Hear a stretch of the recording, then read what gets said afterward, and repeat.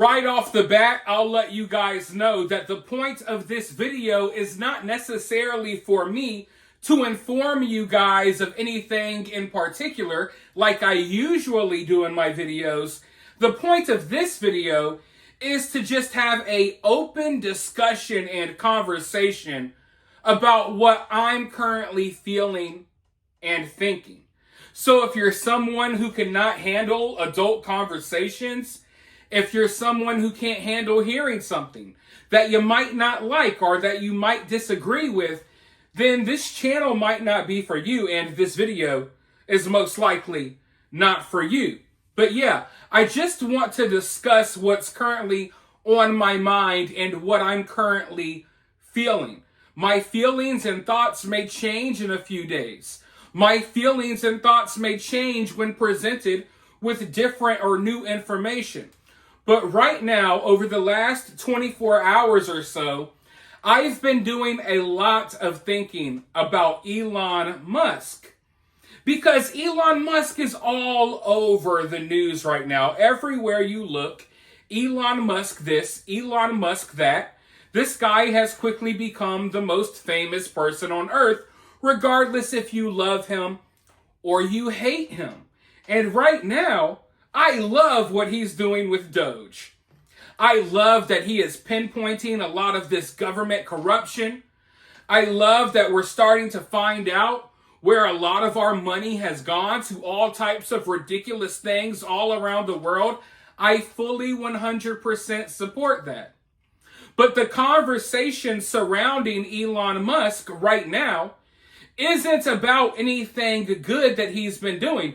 The conversation surrounding Elon Musk right now is all about how he secretly had a baby with a 20-something-year-old right-wing social media influencer from Twitter. And let me tell you a little bit about myself before I go any further. Some people would say that this is like a character flaw of mine, and I wouldn't necessarily disagree. I wasn't always this way, but due to my life experiences, I kind of grew this way. But I am very cautious when it comes to letting people close to me.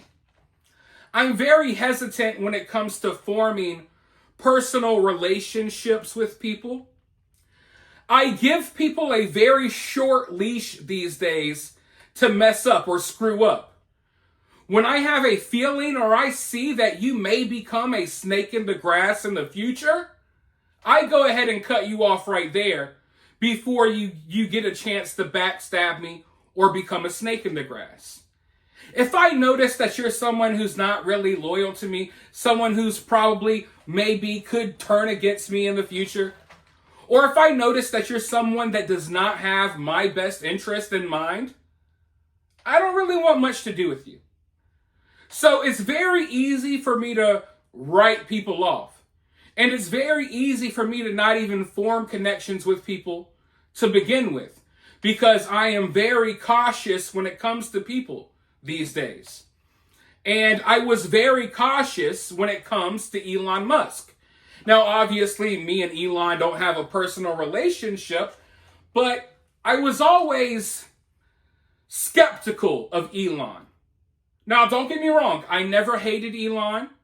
I never really even disliked Elon. For the most part, I always kind of liked him. I found him interesting. But I didn't trust a lot of the stuff that he was about. I will never trust AI. I will never trust brain chips. I will never trust robots. And a lot of the things, that Elon Musk has been creating and working on, a lot of the stuff that Elon is about, I don't really support. But I do support a lot of the political messaging that he's been putting out lately. But I could never bring myself to 100% fully trust Elon Musk. But then again, that's not really saying much when it comes to someone like me, because I could never bring myself to fully 100% trust just about anybody. But when it comes to Elon Musk, it's like, no matter how much good he does, no matter how much I support what he's doing, there's always that lingering feeling and thought in the back of your mind that at the end of the day, Elon pushes for a lot of things that are kind of anti-human, anti-humanity, if you ask me. Like AI and the robots and stuff like that. He pushes for stuff that is going to either wipe out human civilization or replace us or take our humanity away. So regardless of how much good he's doing, that thought is always lingering in the back of my mind. And let me put it to you like this. Yeah, sure, I agree with a lot of his political opinions. I love that he's exposing government corruption and where the money's going. But think about it like this. When it comes to the other stuff that Elon pushes, with the AI, with the brain chips, with the robots, with the electric cars, when it comes to all of that stuff, most of that stuff is stuff that people on the right would disagree with. Here's what I mean by that. Like, I think people on the right are people on the right of whatever the left has become now. I think they would be the ones who would usually be opposed to a lot of the stuff that Elon pushes, right? Electric cars, climate change, people on the right don't care about that. They don't believe in that. But here, people on the right, hey, let's support Tesla now, right? So it's like, I'm wondering if Elon chose to go with all of these political opinions and these right-wing takes in order to win the right wing over, because the right wing is the only people who would have opposed most of the stuff he has going on. Brain chips, AI, and alternate realities. Hell, a lot of the people on the left don't like the reality that they've been given. They say men get pregnant. Men are women. Men have periods too. They're all trying to desperately escape their reality. So they could pretend to be opposed to Elon Musk now because Elon Musk is supposedly on the right, but they would die for a chance to escape their reality with the brain chip.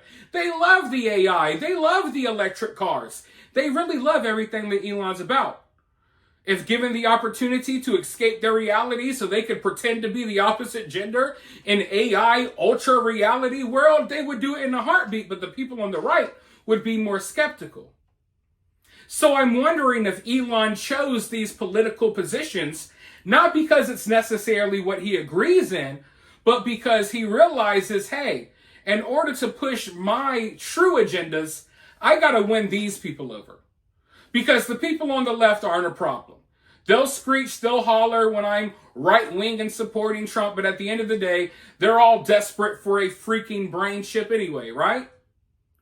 All of these people are going to go along with the electric cars, taking away people's rights to drive here and there.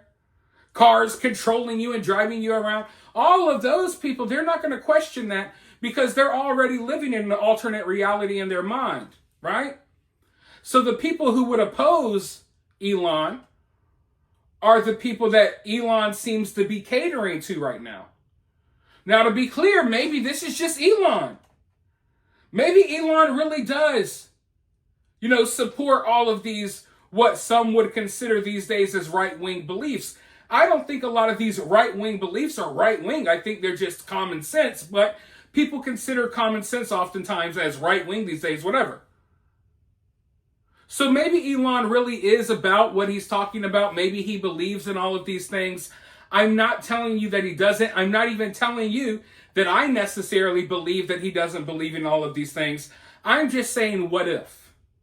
What if? Let's have a discussion about what if. That's what we're doing here. I'm not telling you to think this. I'm not telling you I think that. I'm just saying, hey, let's brainstorm. Let's think about this for a second. Let's have a discussion.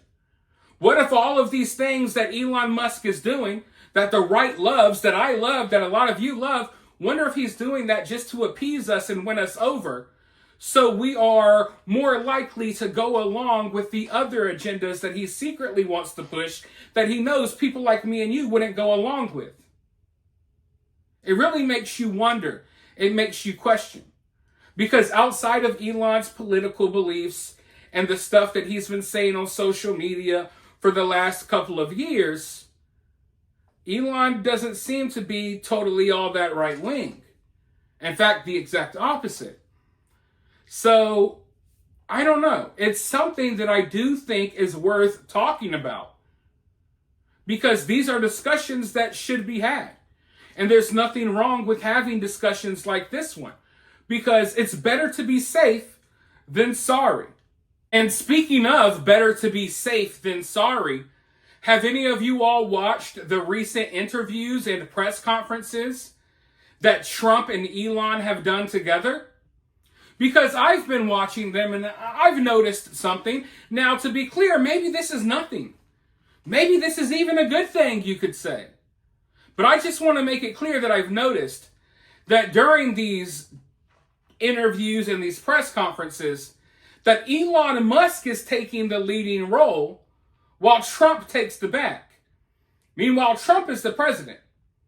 For example, at one of these press conferences, Trump is sitting down in the Oval Office at his desk, and Elon Musk is kind of like standing behind him, kind of like towering over him, speaking more than him, dressed in all black, kind of taking the leading role in the press conference, taking the leading role over the president. Now, I understand that, hey, this has to do with Doge. This has to do with stuff that Elon is dealing with directly. So he's the one that's going to be answering more of the questions.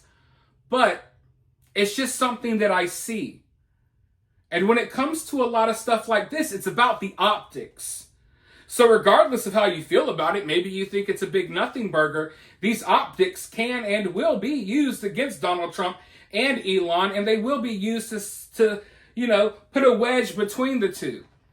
And for some people, they could make the argument that the optics here give the illusion, or maybe not even the illusion, that Elon is running the show when it comes to a lot of this stuff and not Trump. Now, I don't necessarily think that's the case. I'm not telling you that's the case. I'm not telling you you should think that. I'm just telling you that the optics are there. The visuals are there. And I'm a big visual optics person. These are little details, folks, that you need to pay attention to in life. And if you think that it's not important, I don't know what to tell you. But those of you who know, you know. And if you don't know, thank me later. Pay attention to this stuff. Pay attention to the optics. When it comes to politics, when it comes to how people are standing, how they shake hands, their posture, it all means something in the grand scheme of things.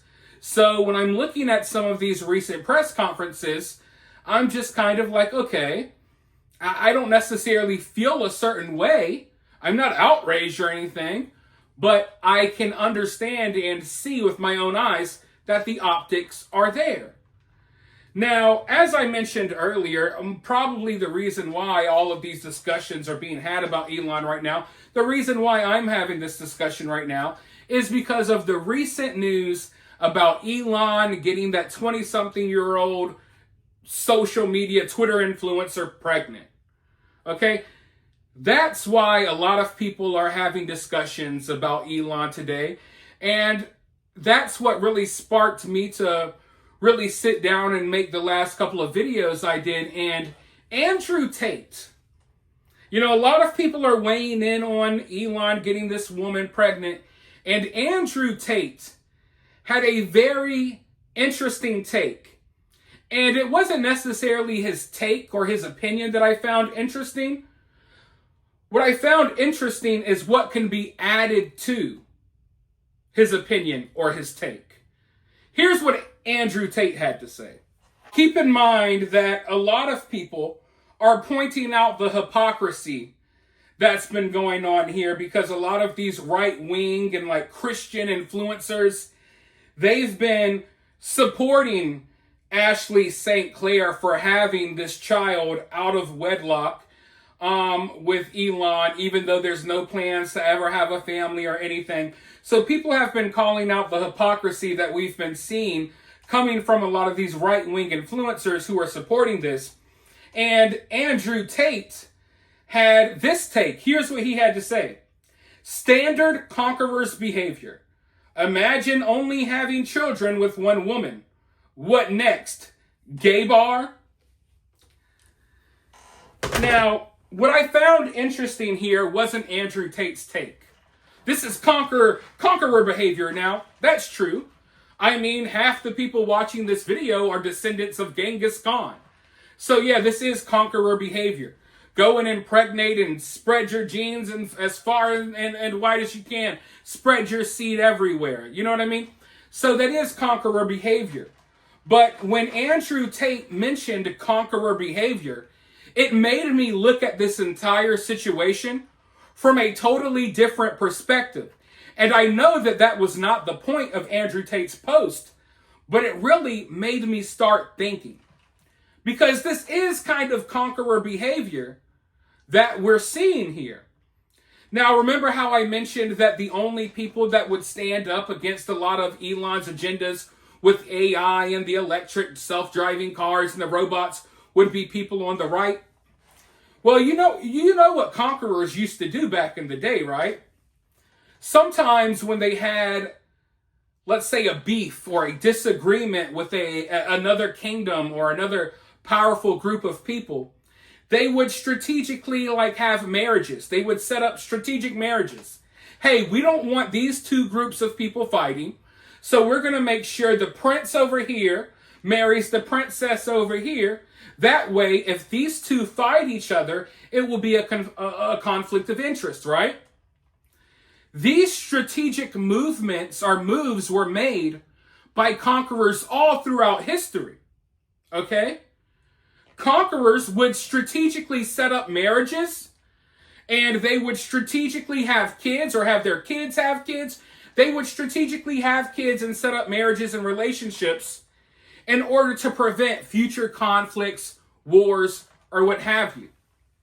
So when Andrew Tate says, oh, this is conqueror behavior because Elon's going out there and getting everybody pregnant, I don't look at it from that angle. I look at it from the angle, okay, well, is this strategic? Is there a strategy here? Now, when it comes to the average person, you would probably say, hey, you're reaching, you're thinking too much. This is supposedly one of the smartest men in the world, right? This is supposedly one of the smartest men in the world, one of the most influential, the richest person on planet Earth. So I don't think that it's far out there or a reach to think that this guy is thinking 2 steps, if not 3 or 4 steps ahead of most people on planet Earth. He strategizes. I believe that he makes moves and knows what these moves will lead to. I don't think that Elon Musk is necessarily out here just knocking people up by mistake, okay? In fact, I mean, if you really look into it, it doesn't look like these two even necessarily had sex. It looks like she got IVF and maybe even a surrogate mother was involved. I already went through that in a previous video, not going to go through it here.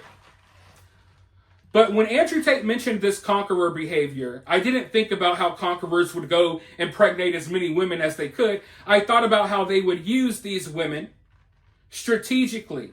How they would, form these relationships strategically. They would have a baby with someone from this kingdom or from this land strategically to prevent future war, to prevent themselves from being invaded by this army or attacked by this army. And then it all starts kind of coming together, right? Because as soon as around the time that Elon brings himself into the right-wing sphere, he starts openly supporting Donald Trump. Out of nowhere, starts promoting all of these right-wing values out of nowhere. Around the same time that he starts all of that, what does he do? He comes in and he impregnates a prominent right-wing figure or voice in the right-wing movement, if that's what you want to call it. Okay? So as soon as he enters this sphere, as soon as he enters the Republican right-wing MAGA Donald Trump supporting kingdom, okay, as soon as he enters into that group of people, automatically, literally automatically, he gets one of them pregnant. One of them has his child, regardless if they had sex, IVF, surrogate, whatever. He strategically gets one of these right-wing influencers pregnant. Now, why would he do that? Well, you see now, all of these other prominent right-wing influencers, people whose voices are the loudest on the right, now all of them feel like they can't criticize anything Elon does, because if you criticize Elon, now you're going against your coworker, Ashley St. Clair.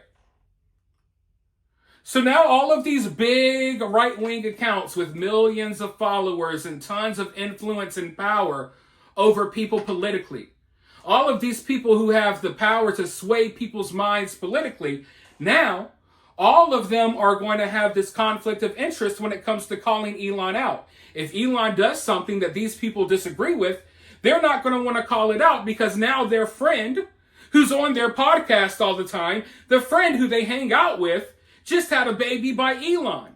So now most of these right-wing prominent voices will not criticize Elon, because if you criticize Elon, if you go against Elon, you're also going against your friend, Ashley St. Clair, the woman who Elon strategically knocked up. So Andrew Tate was right, just not in the way that he thought he was, because this is conqueror behavior. This is history repeating itself. You could go open any history book from any continent, from any place, from any kingdom, from any point in history, and you will see these strategic relationships formed. And I believe that Elon, quite possibly, at least I feel right now, that is what possibly happened here. A strategic relationship. He had a strategic baby with a prominent figure on the right who is already tied to all of the massive right-wing influencers. So now, all of them, will hesitate before they criticize anything Elon says or does, because, hey, they're co-host of their podcast, their friend, their buddy, the person that they go to all these events with, well, she has Elon's kid, right? Isn't it crazy how that works? And then people are wondering, a lot of the more conservative, traditional conservative, a lot of the more traditional Christian people are wondering, wait, what happened to this influencer I like? What happened to that YouTuber? What happened to this streamer? Why are they going against their values to support Ashley St. Clair? Why are they going against their values here? Because the strategic relationship has been planted. The seed has been planted, quite literally speaking. So now all of these people will go against their values. They'll go against everything they've told you or preached about for however long you've been listening to them. Because now a strategic relationship has been formed. Speaking out against Elon Musk is speaking out against your buddy Ashley. And speaking out against Ashley is speaking out against Elon Musk. So they kind of both support each other, shield each other from criticism. And now, I can tell you one thing. All of those influencers who are supporting this, going against their values to support this, you're not going to be able to trust them much going forward, because they're compromised. They have their hands tied behind their back because Elon Musk made the chess move, a chess move that will shield himself from future criticism. And to be clear, right now, I'm not telling you that Elon needs to be criticized for anything that's going on necessarily. And to be clear, I've made this clear in past videos. I'm not a hardcore, traditional conservative or Christian that's trying to, tell you can't do this or you can't do that. But the influencers I'm talking about are those type of people. And they're hypocrites. They're hypocrites who have now been outmaneuvered into silence. They've been outmaneuvered when it comes to Elon Musk. Now they will not criticize him because of the personal relationships they have with the people who are close to him. And that is, I don't know, something I think we should all kind of worry about. Now, with all of that being said, I have enough self-awareness to realize that most of what I said in this video will not be considered popular at this time. But everything I said in this video will age like fine wine, just like the majority of my videos do. I have a very good track record when it comes to these kind of things. You see, I'm not known as the guy that has the most popular take or opinion at the time. I'm known as the guy that, oh, hey, he was right when he said that 6 months ago. That's the guy that I'm known as. I'm not the guy that everyone praises, oh, you're right now. I'm the guy that people question and then realize was right 6 months from now. And the same will be true for this video. I can guarantee it. So I'm ready for the backlash now. Just know if you're someone angry in the comment section, you'll be someone saying, oh, wait, maybe that guy was right in a few months. But go ahead and let me know your thoughts below. While you're down there, hit that thumbs up, hit that subscribe, ring that notification bell, and I'll talk to you all very, very soon in the next one.